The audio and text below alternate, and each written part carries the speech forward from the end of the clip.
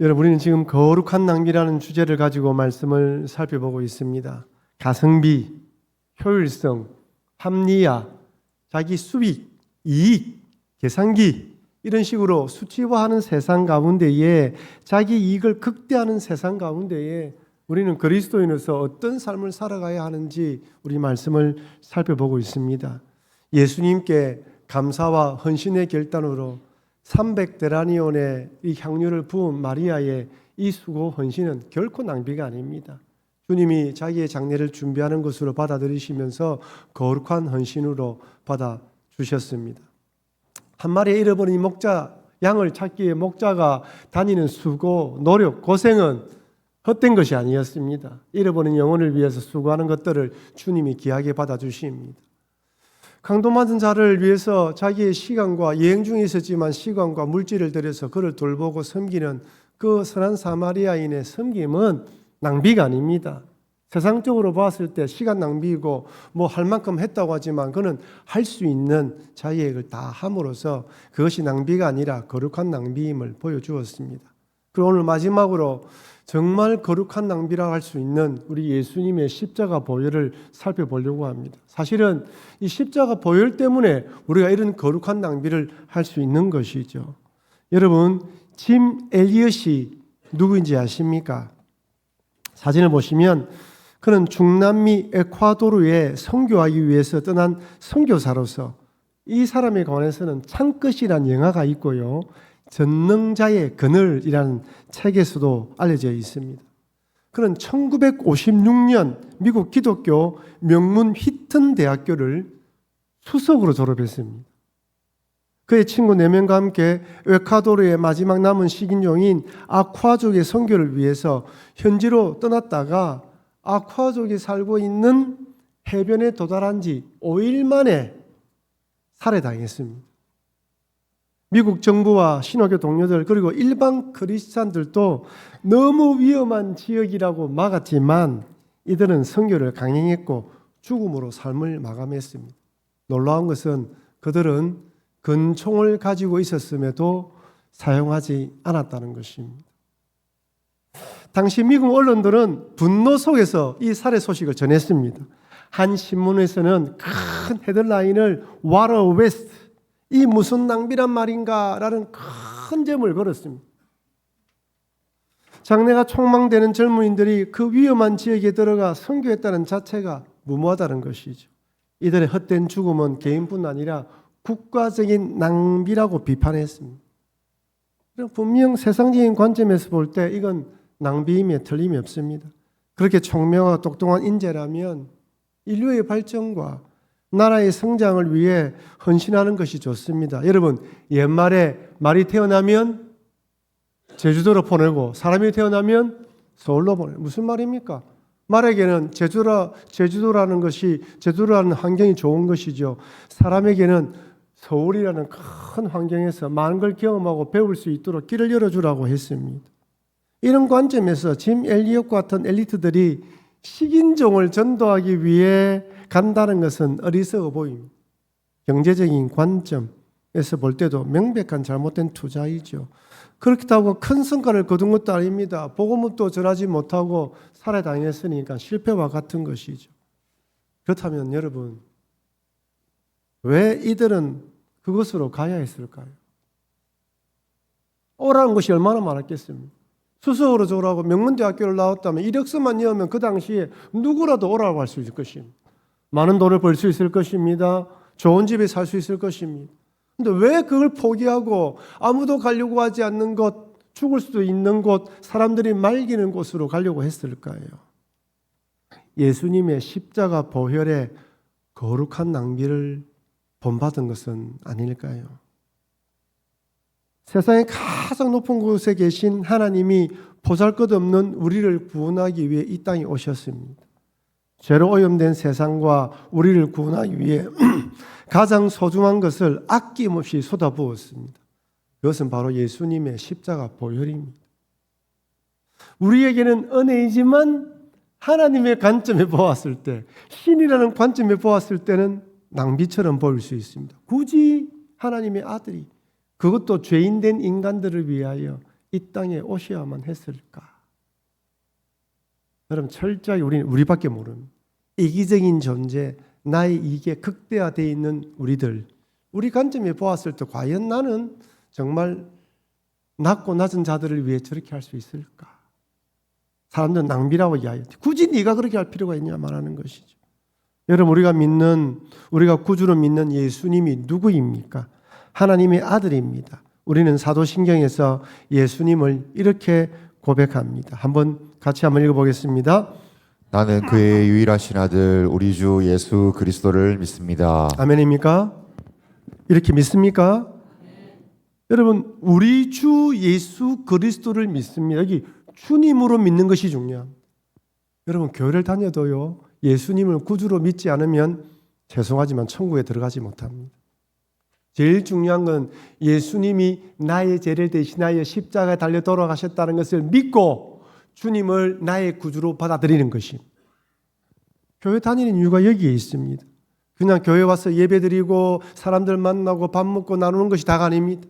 제일 중요한 것은 예수님이 나의 죄를 위하여 십자가에 달려 돌아가셨다는 것을 믿고 고백하는 것입니다. 이 믿음이 없으면 구원받지 못합니다. 이 믿음이 없으면 오늘 설교는 의미가 없습니다. 하나님의 아들이신 예수님께서 예수님을 믿는다고 고백해야 됩니다. 하나님의 아들이면 신분상으로 예수님이 누구입니까? 하나님이에요. 온 세상을 창조하신 하나님의 아들인 예수님께서 왜 이 죄된 세상에 오셔야 했습니까? 하나님이 계실 곳은 하늘나라입니다. 높고 깨끗하고 거룩하고 보좌가 계신 존귀한 곳이 하늘입니다. 이 땅은 하나님의 아들이 오실 만큼 거룩하고 존귀한 곳이 아닙니다. 허물과 죄가 가득하며 사단마귀와 왕노릇하며 미움, 시기, 질투, 살인, 분노, 눈물, 고통, 애통, 힘듦이 가득한 곳이 이 땅입니다. 질병이 있습니다. 죽음이 있습니다. 하나님의 아들이 뭐가 답답해서 이 땅에 오셔야 됩니까? 그런데 하나님의 아들 예수님은 인간의 몸을 입기 위해서 하나님의 됨을 포기했습니다. 빌립보서 2장 6절 7절입니다. 같이 읽겠습니다. 그는 근본 하나님의 본체시나 하나님과 동등됨을 취할 것으로 여기지 아니하시고 오히려 자기를 비워 종의 형체를 가지사 사람들과 같이 되셨고. 여러분, 여기서 두 단어를 주목해야 됩니다. 하나님과 동등됨, 종의 형체입니다.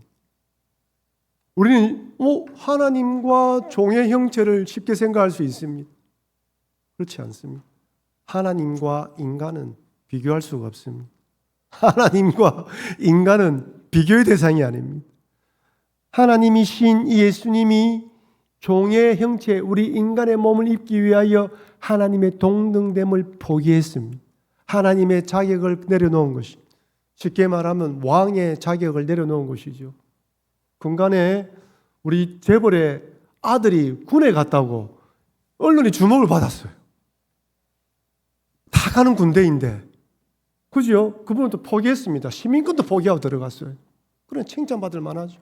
근데 하나님의 아들은요, 하나님됨을 포기하고 이 땅에 오셨어요. 지위를 내려놓았습니다. 하나님이라는 계급장을 떼고 이 땅에 오셨습니다. 그럼 도대체 왜 하나님 아들이신 예수님께서 하나님과 동등됨을 포기하면서 이 땅에 오셔야 했을까요? 한번 따라합시다. 우리를 사랑하시고 구원하시기 위해서입니다. 여러분, 이 모슬림들이 믿는 알라와 우리가 믿는 하나님과의 이 신의 개념이 정말 다른 것이 하나가 있는데 바로 사랑의 개념입니다. 알라에는 사랑이라는 개념이 없습니다.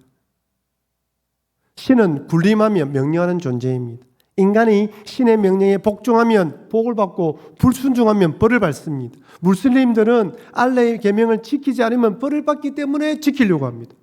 하루에 몇 번 절한다고요? 5번씩.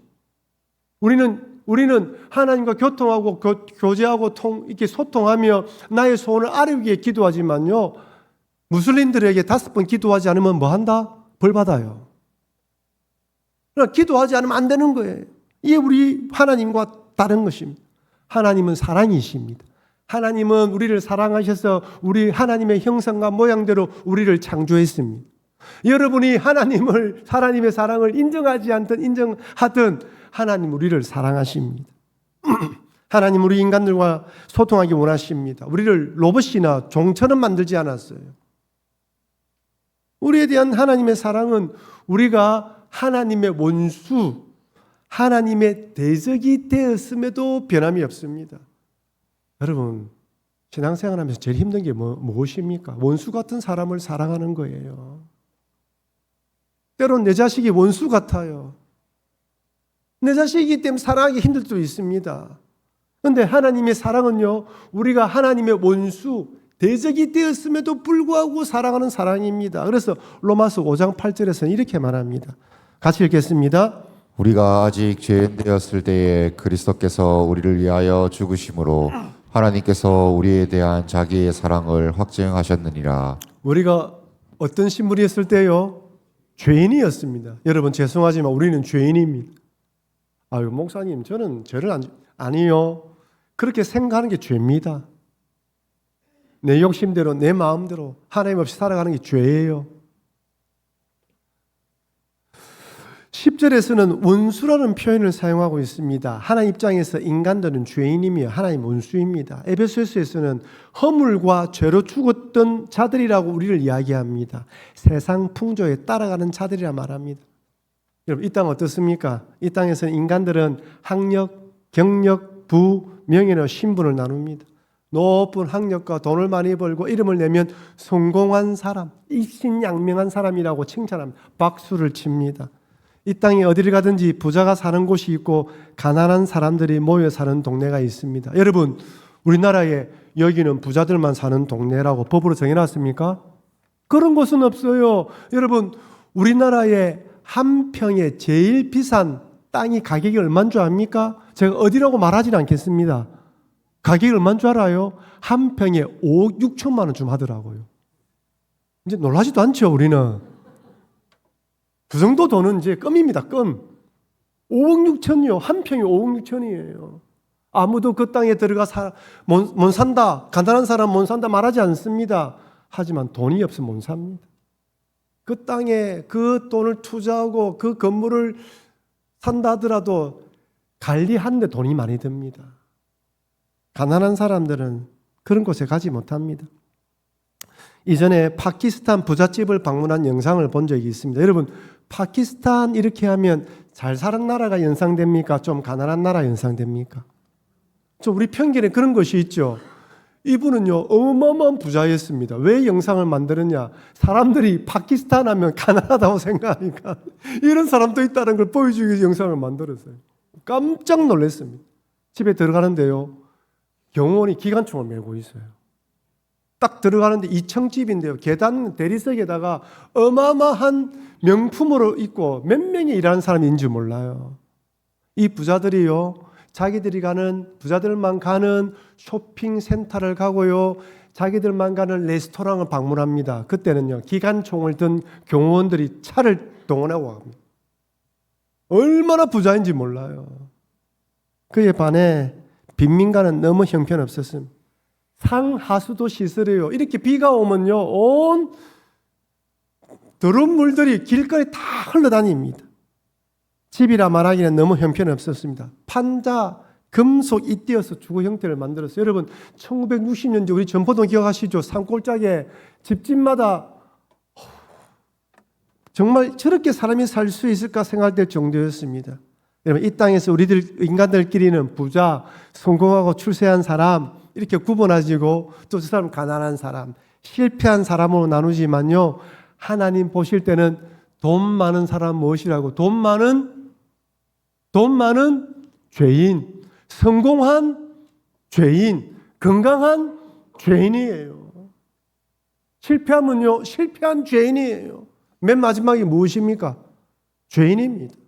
우리끼리는 앞에 따서 저 사람 돈 얼마야? 집에 몇 평에 살아? 이렇게 이야기하면 하나님 보시기에 그래도 죄인이야. 그렇다면 여러분 죄의 삭은 무엇입니까? 죄의 결막이 무엇입니까? 죽음이에요. 로마서 6장 23절은 우리에게 이렇게 말합니다. 같이 읽겠습니다. 죄의 삭은 사망이요 하나님의 은사는 그리스도 예수 우리 주 안에 있는 영생이니라. 죄의 삭이 무엇이라고요? 사람이 왜 죽습니까? 자기 죄 때문에 죽습니다. 이 땅에 태어난 사람이 죽는 것은 자연적 현상이 아니에요. 생로병사를 거치고 죽는 것은 죄 때문입니다. 죄가 없다면 죽지 않습니다. 나는 아무리 선하게 착하게 살았다고 할지라도 죽는다면 그의 죄 때문에 죽는 것입니다. 여러분, 죄가 무엇입니까? 하나님 믿지 않고 하나님 우리를 창조하시는데 그 하나님 믿지 않는 게 죄예요. 쉽게 말하면 자녀가 나는 아버지 몰라. 나는 아버지 몰라. 아버지가 내를 낳은지 난 몰라. 우리는 불효자식이라 이야기를 합니다. 하나님이 우리를 창조했는데 하나님 모른다 생각하고 내 욕심과 탐욕대로 살아가는 게 죄입니다. 하나님 입장에서는 반역이고 반란입니다. 원수예요. 우리가 어떤 사람이 이야기합니다. 아이고 나는 법 없이도 살 수 있어요. 나는 천국 갑니다. 그렇게 교만한 마음이 죄입니다. 하나님 없이 살아가는 건 죄라고 이야기합니다. 그런데 이렇게 원수되고 대적이 된 우리의 죄, 내 죄를 용서하고 속하기 위해서 하나님께서는 독생자 예수님을 이 땅에 보내주셨고 예수님께서도 우리를 사랑하셔서 기꺼이 이 땅에 오셨습니다. 그리고 십자가에서 거룩한 보혈을 흘리시면서까지 우리를 구원했습니다. 이것이 바로 예수님이 이 땅에 오신 이유입니다. 여러분 혹시 우리 여성들 가운데에 목걸이, 십자가 목걸이 하신 분 계시죠? 아마 집에 1개 정도 다들 가지고 계실 것입니다. 예수님 이후로 여전히 십자가 모양의 이 목걸이는 인기 있는 디자인 중에 하나라고 합니다. 하지만 십자가는 죄인들을 죽이는 사형틀입니다. 가장 사람을 잔인하게 죽이는 사형틀이 바로 십자가입니다. 여러분 십자가는요, 법정에서 이 사람은 죽은 죄를 지었다라고 판정된 사람이 못 박혀 죽는 사형틀입니다. 그런데 하나님의 아들 예수님께서 왜 못이 박혀서 십자가에 죽어야 했습니까?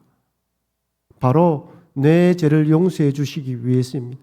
예수님의 십자가 보혈은 마치 더러운 옷을 빨아내듯 우리의 영혼을 깨끗하게 씻어주십니다. 아무리 빨아도 지워지지 않던 죄책감의 얼룩을 십자가 보혈로 완전히 지워주심. 이것이 바로 십자가 구원 프로젝트입니다. 그래서 누구든지 어떤 삶을 살았든지 인종과 신분과 나이와 성별 상관없이 예수님께서 내 죄를 위해 십자가에 달려 돌아가셨음을 믿는 자마다 구원해 주심. 오늘 본문 10절에서 이렇게 말합니다. 로마서 5장 10절 말씀 같이 읽겠습니다. 곧 우리가 원수 되었을 때에 그의 아들의 죽으심으로 말미암아 하나님과 화목하게 되었은즉 화목하게 된 자로서는 더욱 그의 살아나심으로 말미암아 구원을 받을 것이니라. 할렐루야. 보십시오. 그의 아들의 죽으심으로 말미암아 하나님과 화목하게 됐다는 무슨 말입니까?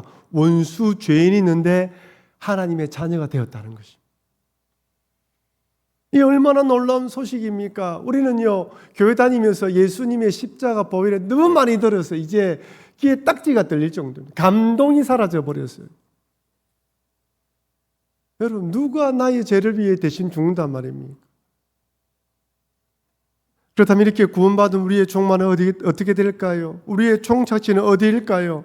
여러분, 사도신경에서 우리는 이렇게 고백합니다. 우리 같이 한번 읽어보도록 하겠습니다. 장사된 지 사흘 만에 죽은 자 가운데서 다시 살아나셨으며 하늘에 오르시어 전능하신 아버지 하나님 우편에 앉아 계시다가 거기로부터 살아있는 자와 죽은 자를 심판하러 오십니다.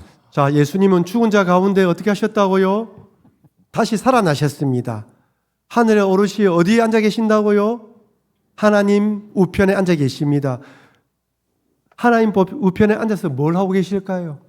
우리를 위하여 중보하십니다.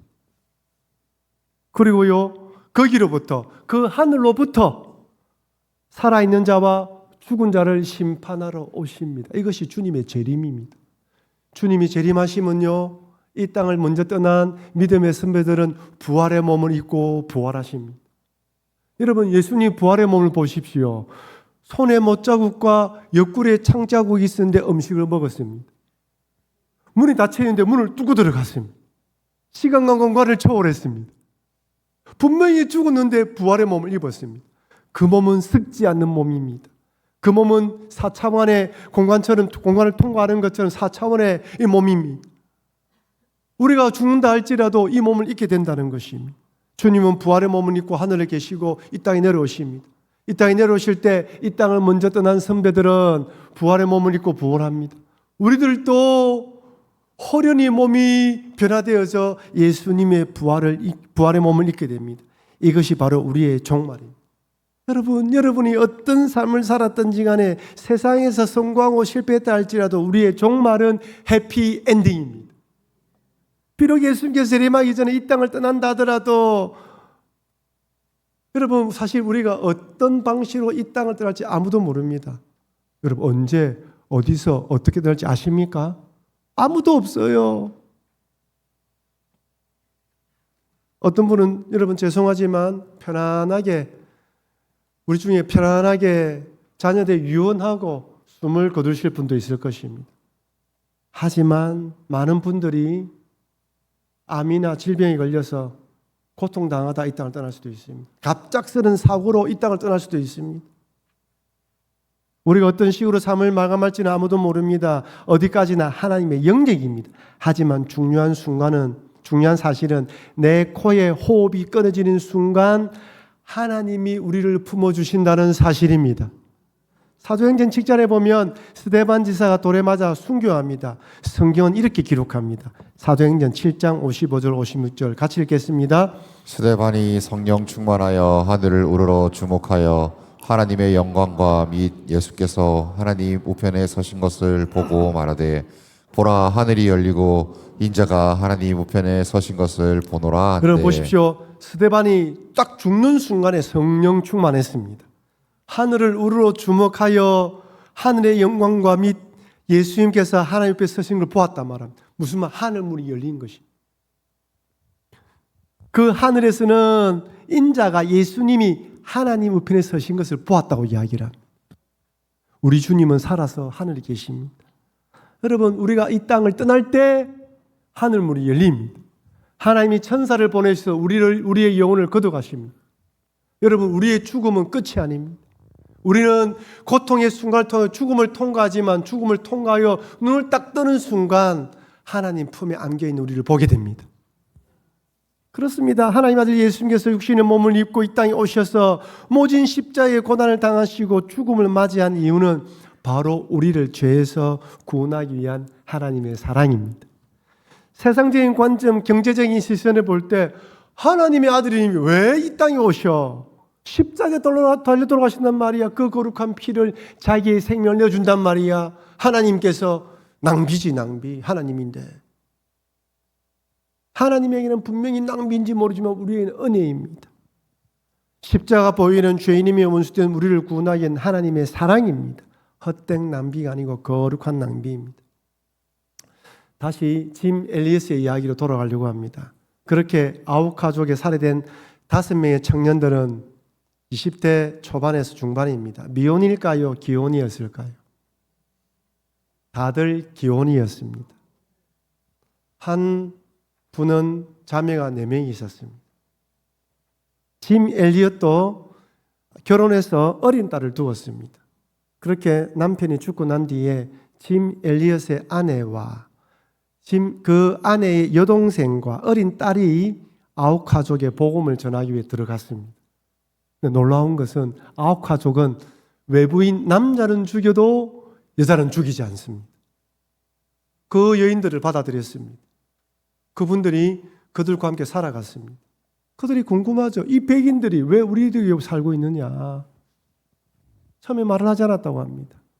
복음을 전하면서 하나님의 어떤 분과 전하면서 점점 마음이 열렸을 때 자기들의 신분을 드러내었고 그러다가 10년 후에 엘리엇을 자기 남편을 죽인 청년이 부족 최초의 목회자가 되었습니다.